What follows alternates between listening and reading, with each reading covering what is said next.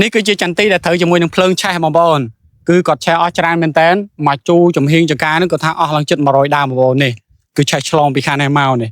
ហើយចន្ទីនេះបន្ទាប់ពីឆេះហើយឆេះបានមួយថ្ងៃគាត់តាក់ទងទៅខ្ញុំហើយខ្ញុំក៏ឲ្យគាត់យកតោស្ដាច់ឬយកមកស្រោចគល់បងប្អូនហើយបន្ទាប់ពីស្រោចហើយមកដល់ឥឡូវនេះចូល15ថ្ងៃបងប្អូនមកមើលនេះគឺលាស់ត្រួយថ្មីមកច្រើនមែនតើបាទនេះអញ្ចឹងសភាពលាស់ត្រួយបែបនេះគឺមានន័យថាសារធាតុចិញ្ចឹមដែលរត់មកដើមនឹងគឺអត់ងាប់ទេបងប្អូនតែបើសិនជាចន្ទីរបស់យើងបន្ទាប់ពីឆេះភ្លើងហើយនៅលើដើមចន្ទីរបស់យើងនៅលើមេឃអត់មានលាស់ត្រួយថ្មីគឺមានថាសារធាតុទឹកវាអត់បានមកដល់ទេអញ្ចឹងដើមនឹងវានឹង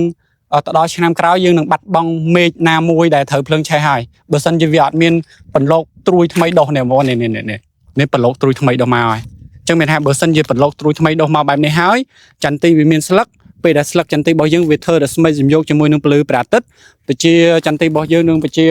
ប្រព័ន្ធស្បែកនឹងបើសារធាតុទឹកឬក៏សារធាតុចិញ្ចឹមនឹងបំពន់មេឃអញ្ចឹងមេឃនេះគឺនៅឆ្នាំក្រោយគឺយើងអាចប្រមូលផលបានធម្មតាមិនមែនធម្មតាបងប្អូននេះដើមនេះក៏មកដែរបងប្អូននេះសិតតែត្រួយខ្ចីនេះ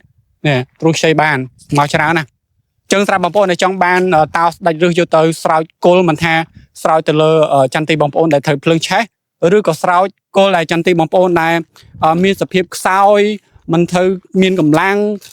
ពណ៌ស្លឹកគឺស្លេកស្លក់អត់មានសភាព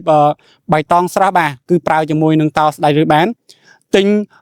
មួយកេះមាន4កដងថែមជូន1កដងបងប្អូនហើយសម្រាប់តំណែងទិញបងប្អូនអាចឆាតចូល page នេះក៏បានខមមកលេខក៏បានដែរបងប្អូនហើយបើសិនជាមានជាសំណួរចម្ងល់ចង់សួរនាំពីបញ្ហាចន្ទីអាច comment សួរនាំនៅក្នុងវីដេអូនេះបាន